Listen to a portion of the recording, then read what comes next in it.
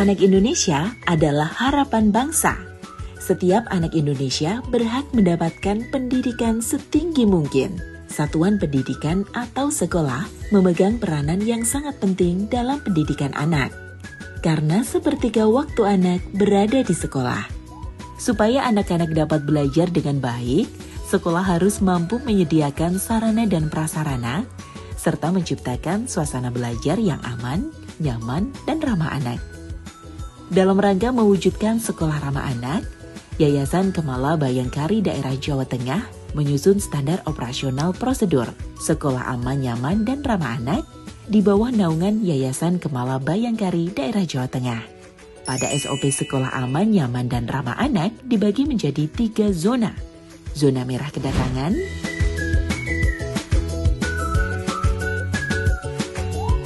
zona kuning, zona hijau, dan zona merah kepulangan.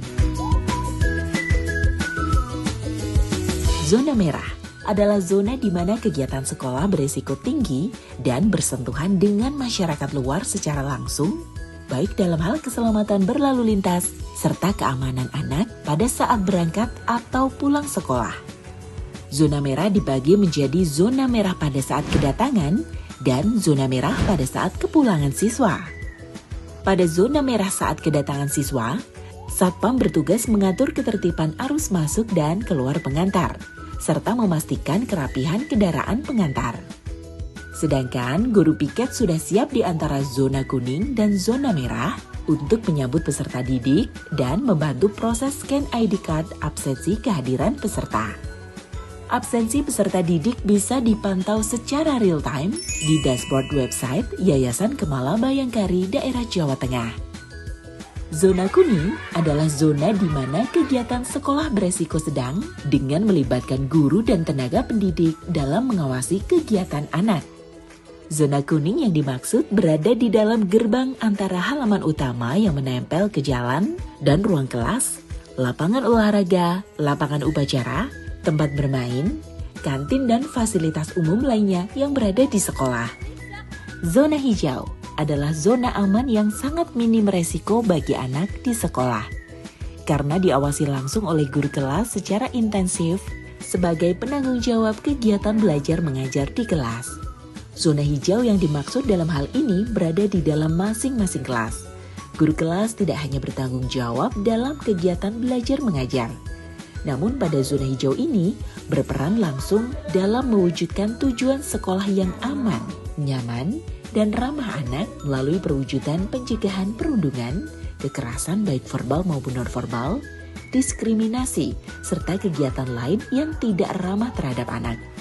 Dalam rangka mewujudkan sekolah ramah anak, zona hijau menjadi tulang punggung utama, di mana guru melibatkan anak dalam pengambilan keputusan, mengajarkan kejujuran, mewujudkan sekolah berkarakter, pencegahan bencana alam, pendidikan seksual dini, sampai dengan mengajarkan memilih makanan yang sehat kepada anak.